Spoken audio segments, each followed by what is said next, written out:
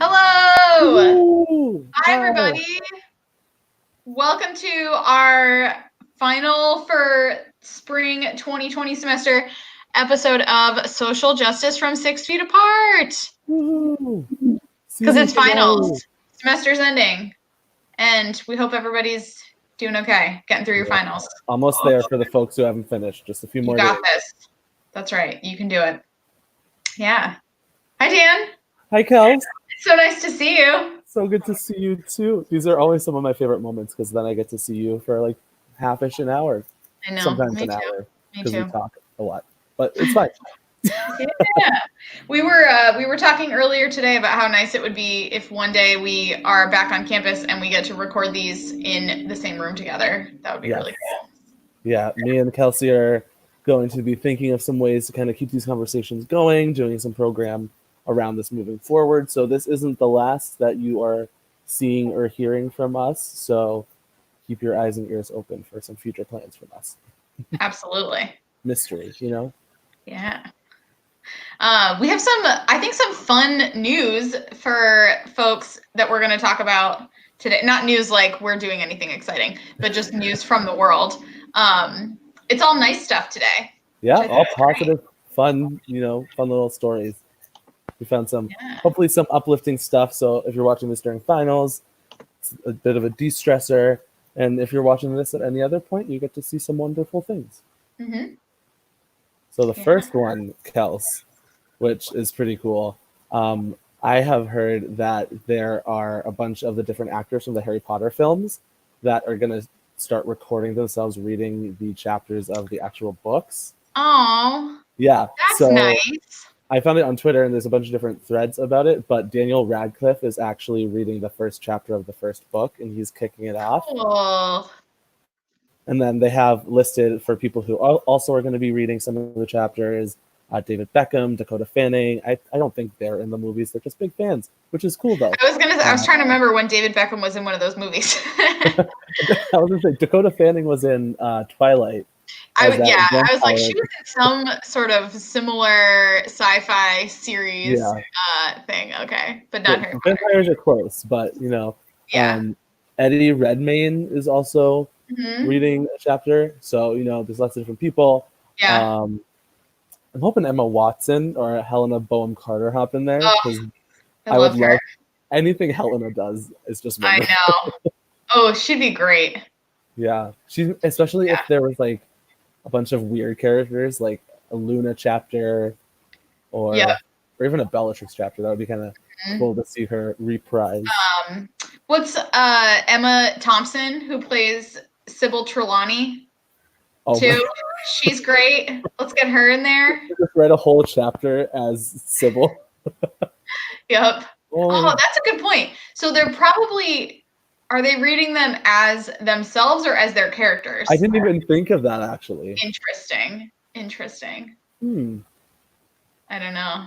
Because that was a great development for all of us stuck at home. If you are into Harry Potter, definitely stay tuned because I've actually never listened to the Harry Potter audiobooks, but I've heard they're really good. I know the guy that reads them got pretty famous for reading those books because he did such a good job. Maybe he was famous before. I really don't know. But hi, Alyssa. But who better to read some Harry Potter to you than folks that are very familiar with the story because they were in the movies. That's great. Yeah. And now all I can think about are the actors who played Fred and George, if they're reading the same chapter and they're just bouncing back. Lots of potential here. That's great. So much potential. Yeah. Good job, Harry Potter world. Yeah. So the next story that we have, another fun little silly one. A Japanese aquarium wants you to FaceTime their eels. Really? That is the title of the article. Okay. And then underneath it says, yes, really. Yep. Okay. Yeah, so with COVID-19 and everything, it says that the eels are starting to begin to forget about humans, which is worrying the keepers. So the keepers want people to FaceTime in, so I guess the eels still see the faces. I wonder, because normally you wouldn't think that an animal forgetting about humans, that to me does not sound like a problem. But I guess if the animal lives in a zoo or an aquarium or something, theoretically there will be people at that aquarium again at some point. And so maybe they don't want the eels to be like shocked. Super scared. Oh, that's like kind of a pun because they electrocute people. Oh. Okay, I'm leaving the call. Bye, everyone. Have a good semester. It's been a long week, everybody. Yeah, so maybe they don't want, they don't want the eels to be like, oh my God, what are these things that are all looking at me when people are going back to the aquarium whenever that happens. So That's fascinating. I know. This also made me think of, I'm sure you've probably seen it too, Kelsey, a few weeks ago, a zoo or an aquarium, I think it was an aquarium, had their penguins out, just like roaming the hall.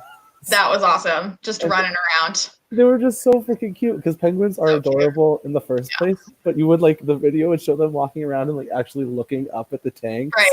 Right. Like they're really excited to see these parts of the aquarium they've never gotten to see before. I love that I wonder how the choice was made. Maybe penguins just are the animal that was sort of the safest to let them run around. But I wonder if there was a discussion of, okay, who can we let out and where can we take them?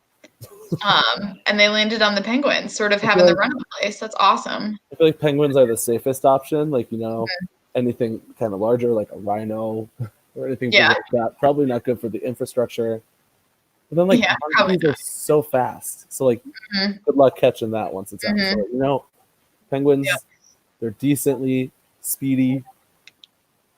And they're just adorable. They're so cool. Yeah, that was great. That was I feel like, actually, I was looking into this a few days ago. Most zoos do have different live streams and video cameras up on different animal enclosures and stuff. So if you're interested, definitely the big, the San Diego Zoo, the Cincinnati Zoo, the one I always think about in Connecticut, it's not Connecticut, it's actually in Rhode Island. It's Roger Williams Zoo, but there's other more famous ones than that one. But the big zoos in the country all have these, you can go look at the lion enclosure, or there was one that was actually on, I don't know what zoo it was, but they had a cheetah that had given birth recently. And so they had the cameras in the sort of where she would sleep and where the cheetah cubs, I don't know what they're called, baby cheetahs would sleep with their mom. So that was really cool. You could see them climbing around and stuff. That's adorable. So yeah, if you're bored, go look at some animals at some zoos and aquariums. Okay, Kelsey, random follow-up question I just thought of. Okay. If you could have any pet in the world and it could be domesticated and your little pet, your little friend or big friend if you want a big animal, what would it be? Since we're talking about zoos. Yeah, this is actually a very easy, I've thought about this question a lot. I love otters. I just think otters are the coolest animals. I feel like you have to have more than one. They're very gregarious creatures. They like to be around other otters. So, but if I could have, I don't know, if I lived somewhere where I had enough space to have a whole river for them to live in, I would love to have some river otters just hanging about, frolicking. Idea. You can get a lazy river and put that in your backyard, and then have a pool in the middle, and just make it a non-chlorine pool. I'm sure you can do that, and then just otters. Mm-hmm. What would you want to have, Dan? I also have thought about this many a time. My answer is almost always going to be a fox. Oh yeah. I feel like a fox is a perfect combination of a cat and a dog. And they're just so cute. Yeah. And so cunning. And and they come in so many different shapes and sizes, like the big-eared fennec foxes. Oh, those ones are so cool. Yeah. Yeah. Also, red panda is up there for me though. I forget why, but a few students were in my office one day and we were just looking at cute animals, and red panda came up, and it's adorable. So red panda would be my second choice if they were out of foxes. Nice. All right. We're making plans. Right? Me and Kelsey are going to open up a zoo. Yes, we're definitely qualified to do that. Yeah, we like animals. That's all you need, right? That's all you need. Oh yeah. All right, Dan, thanks for finding some news stories for us to chat Of about. course. Some really fun ones. Yeah. I'm gonna introduce. What do I do first? The ukulele first? Yeah, it's strumming, and then yeah. All right, here we go, everybody. For some That's a reason, long the way one. that I play the ukulele in this setting is very different from how I would play it if I was just like. You always just raise your arms. I know up. it goes way up here. There's no rhyme or reason to it. So, since this is our final episode of the semester and folks are about to be on summer vacation, I don't know if it feels like you're about to be on summer vacation. Maybe it feels like you've already been on summer vacation. But we thought this week we would talk about social justice and summertime, which sounds like kind of a vague topic, but It sounds like a Hallmark movie. it does. Social justice, summertime. Yeah. Yeah, but we have some thoughts that we want to share with you all before we release you into the world for summertime. Yeah. And then we'll hopefully all be back together in the fall and we'll sort of pick this up where we left off. But one of the things that I was thinking about when we were getting ready for this episode is I do think it's important that even though, and obviously we have plenty of students that take classes in the summer, so there's lots of people that might be, yes, it's summertime, but you're still in class. But for those of us who, when summer comes, we are not taking classes anymore and we're sort of just on vacation, maybe we're working, maybe we're not, whatever's going on. I think it's important to still find ways to be engaged in what's happening in the world around us. I think it's easier to be engaged when you're in school because some of those conversations might come up in your class, when you're hanging out with your friends, when you're sitting in the dining hall, chatting with other people that work at Albertus, you're more likely, I think, to hear about different issues happening in the world when you're in an academic environment. I know for me, when I was in college, when I would go home for the summer, I would just kind of I don't know, I would see stuff on social media, but I wasn't necessarily reading the newspaper or looking for articles about something that I knew was happening in the world that I cared about. So I wanted to help us talk, think about ways that we can still be engaged, even though we might be turning off a little part of our brain because it's summertime. Absolutely. What about you, Dan? Do you feel like you're in the summertime, yours commitment to thinking about different issues or how you engage with certain issues, does it change? I think so. For me, whenever I think of summertime, and I think it's because I've always been in the school track mindset. Mm-hmm. When I think of summer, I just think kind of like a pause on life for 3 or 4 months. Yeah. And that's kind of when I think I try and relax more, or I really don't think as much, or I'm not as actively searching for things to do, because if I have a day off, I'm oh, it's summer, I'll relax or I'll hang out with my friends. Or I remember too, when I was in school, I was oh great, I don't have to read all those books or those articles or XYZ. I have a break, thank goodness, for my brain to recharge. But looking back at it, I kind of wish that I did the opposite, because now it's just I forget, or I forgot how much I loved reading until kind of quarantine happened, and I loved reading books. I love reading news articles and kind of just staying informed. And I think that's something we all kind of take for granted, because we kind of have the luxury of having news at our fingertips, and we read a headline and we're oh, I know what the news is sometimes. And I know I've fallen victim to that as well. I see something, I'm oh, I think I know what this topic is about. And then later on in that day, I'll hear someone talking about it, and I'll be I didn't know that's actually what it was. Because you don't really delve into it, or you don't make sure that news article or that news source is correct or as good as some other ones. So I definitely think now, being older and kind of looking back, I wish I was more involved with my community at large and I was reading more. But that kind of just now gives me motivation to continue to do that. So every day I try and at least read the news for half an hour, and I try not to make it all related to everything going on right now. I try and kind of see if there's any politics that I'm interested, if there's any just kind of like global news, any certain countries or areas that are having interesting things happening.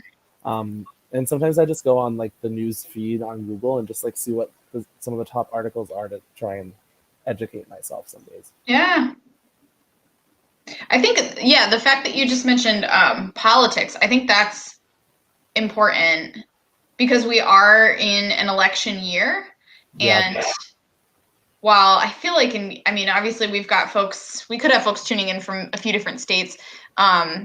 Connecticut, I don't know what is going on with our primary, or now that in terms of the Democrats, Joe Biden is the presumed, I don't know what's happening with the Democratic National Convention, which is where they like formally nominate somebody to be the candidate for president. Like, I don't know that the DNC is going to happen, but I think, I've been a little bit tuned out because I think for a while I was sort of thinking about the primary, and then because of COVID, our primary got moved in Connecticut, so we have not had one, and now I don't think we do have one now.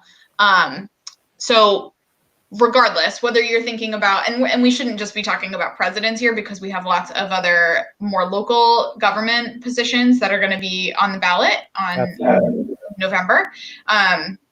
The summer is the perfect time to start paying attention. Like, who is running for things? What do they stand for? What are they saying they're going to do? Who do you want representing you?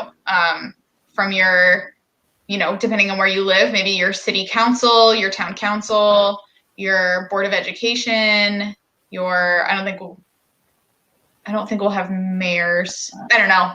I don't know the term lengths for all these different positions, and I'm sure it's different state by state. But depending on what it is, mayors, governors, whoever, whatever. To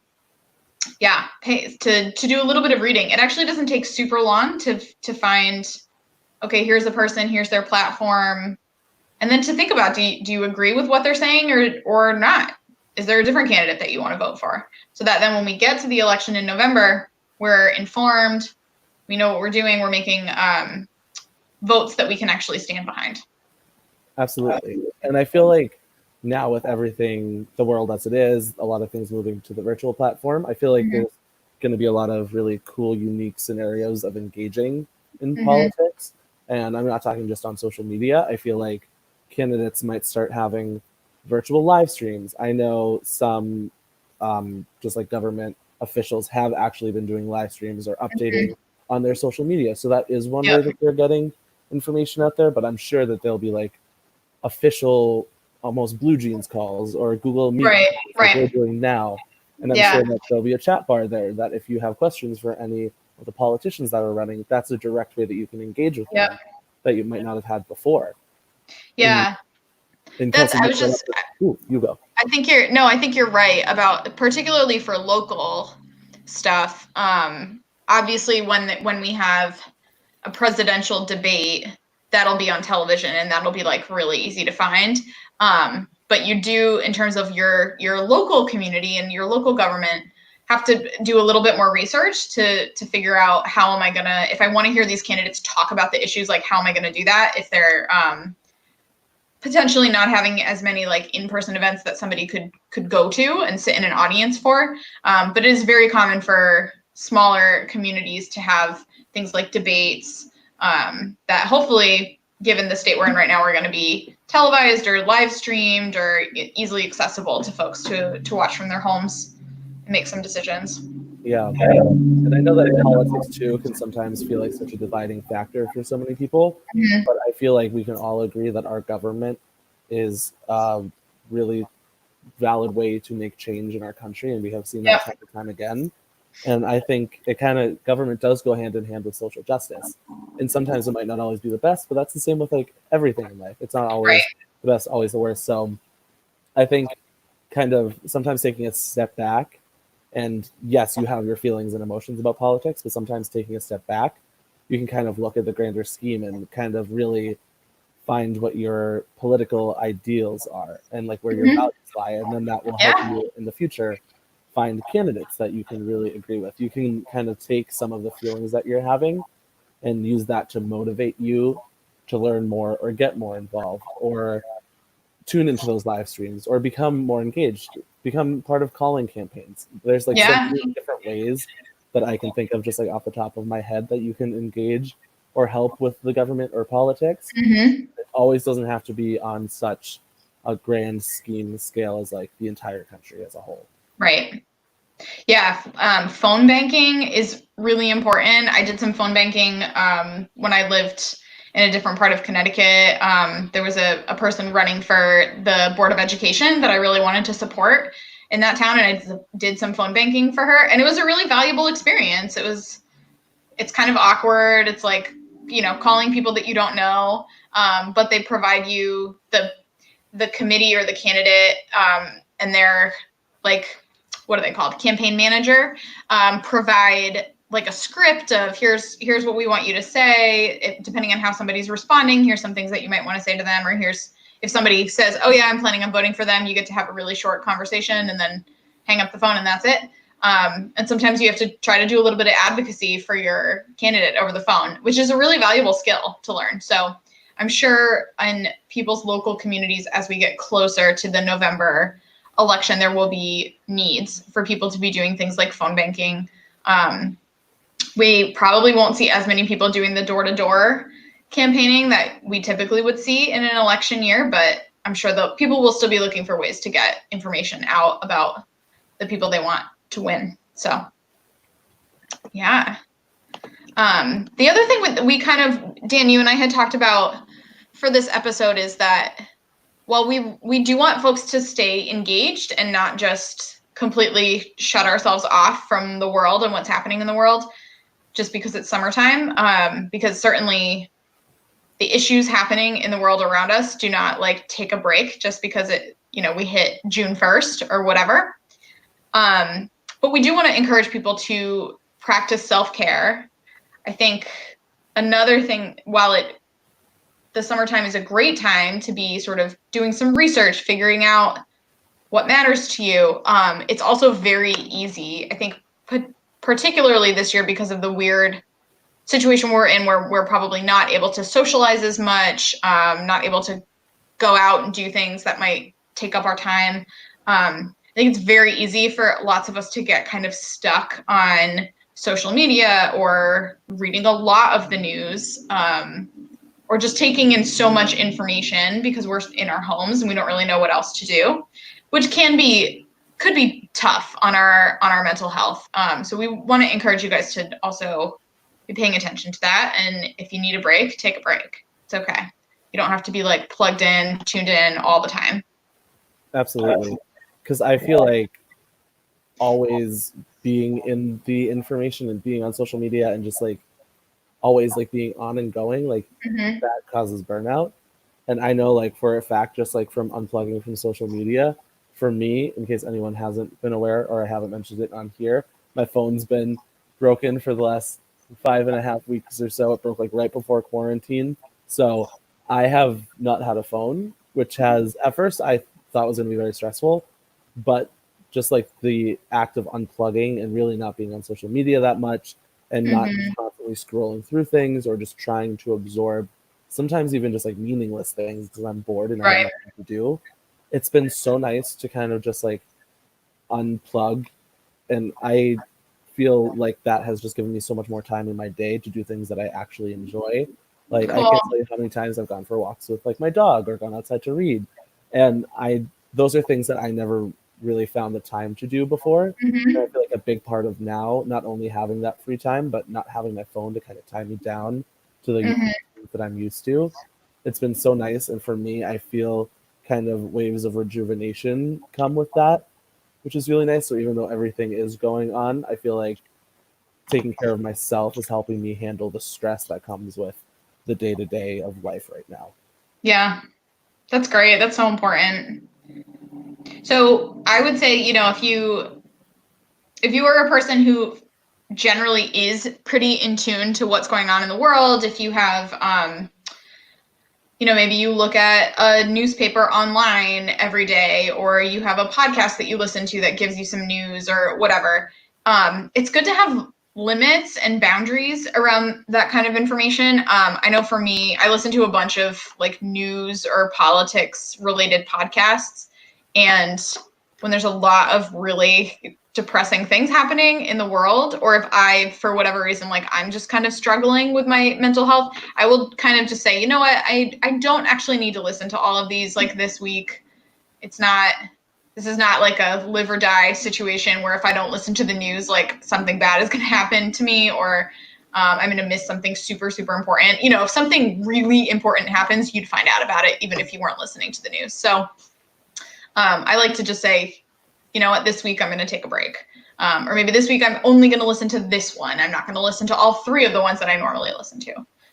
Yeah. So we would encourage you guys to think about that kind of stuff for yourself.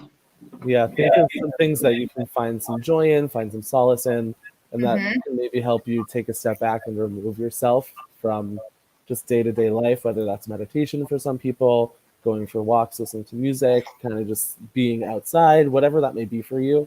Try and find that, because the summer is a great time to explore like true self-care and really have that as a coping mechanism too when you get back to school.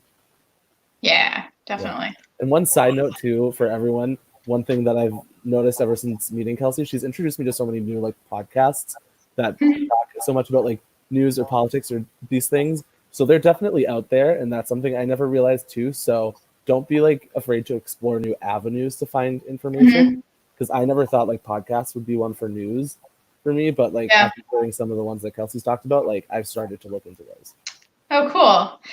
And what I like about podcasts is you really can find, there's so many that you probably can find something that's like maybe a very specific blend of some news and some pop culture, or news and comedy, or, you know, it doesn't all have to be super serious.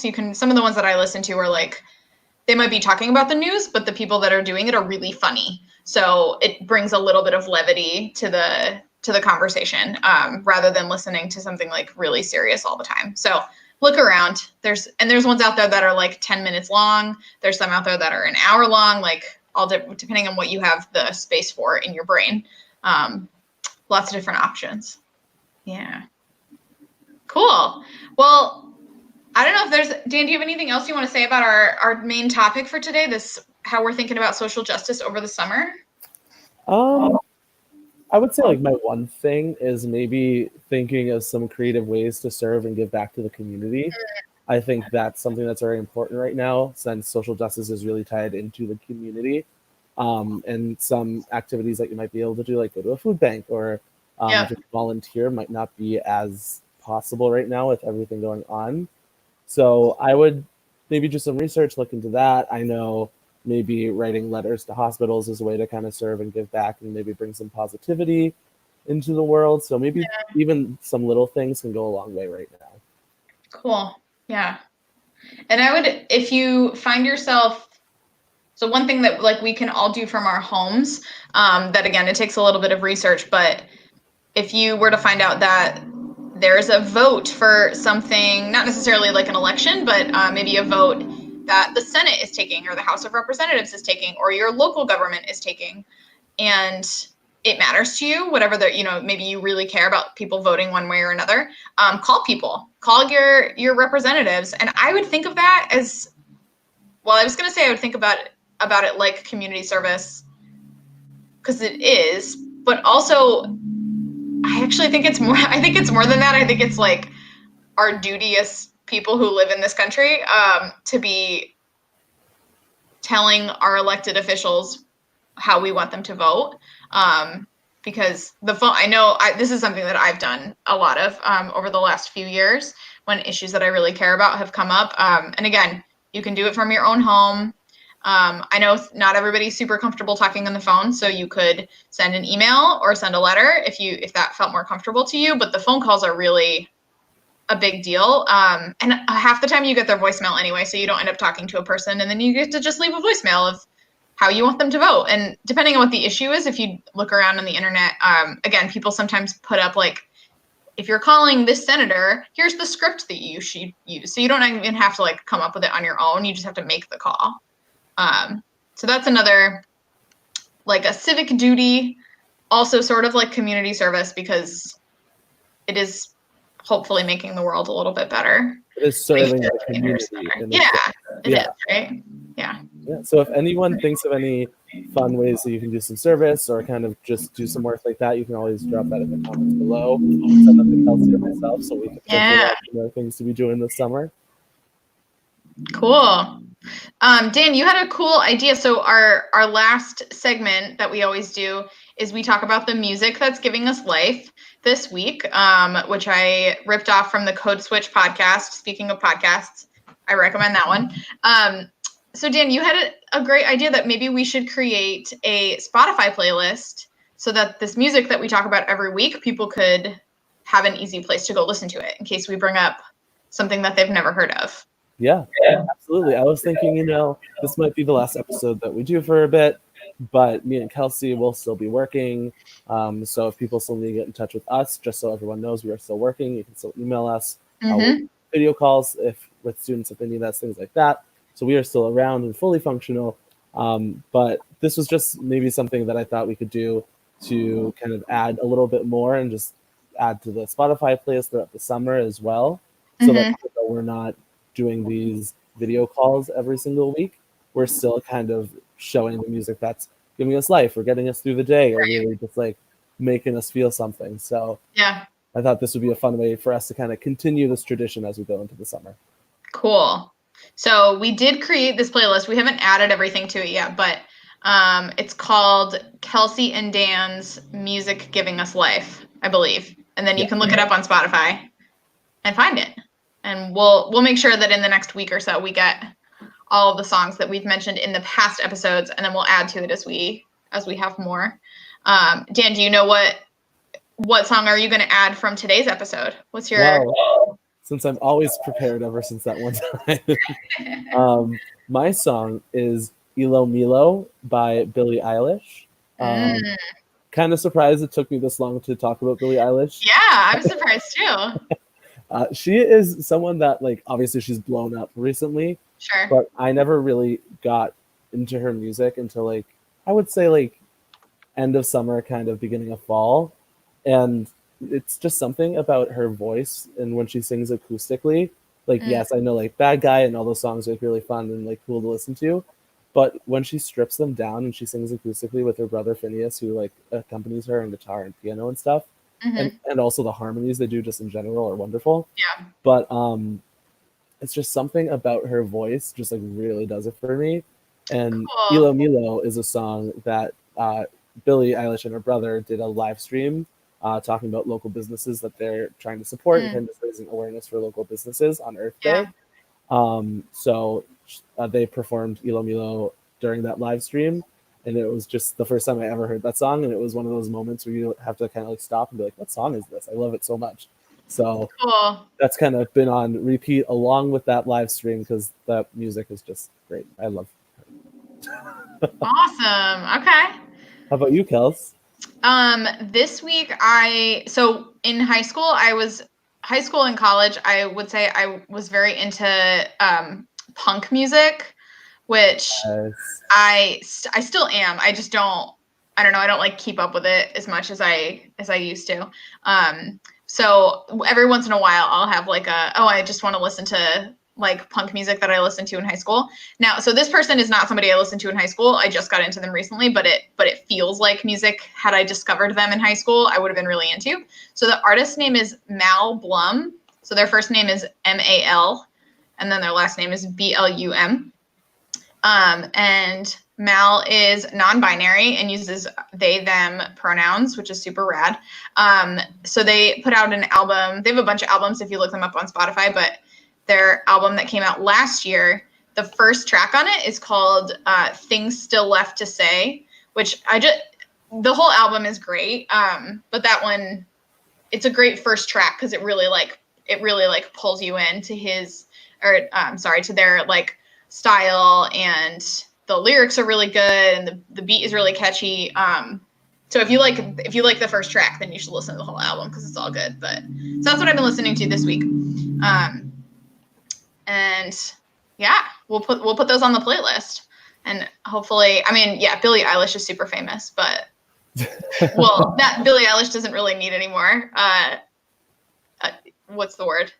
Notoriety, or like people know who she is, but we'll get the word out there for these artists that we like. I also don't know why I flipped my hair when you were talking about how famous Billie Eilish is, but we're here. There's an association there for sure. We're really close. Totally. Cool. All right, Dan.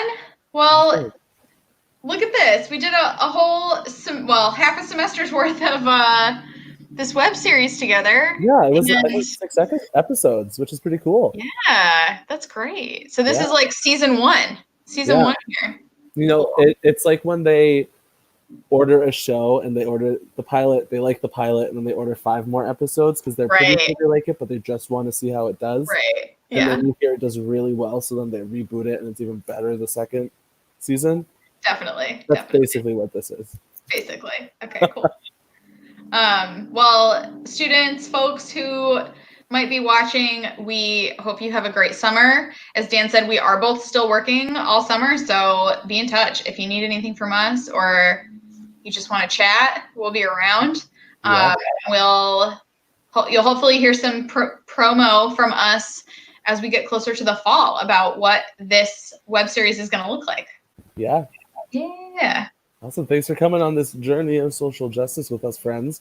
Yeah. We're excited to kind of expand and grow this and talk more about it, do more programs around it. So we will see you soon. Yeah. Bye, everybody. See ya.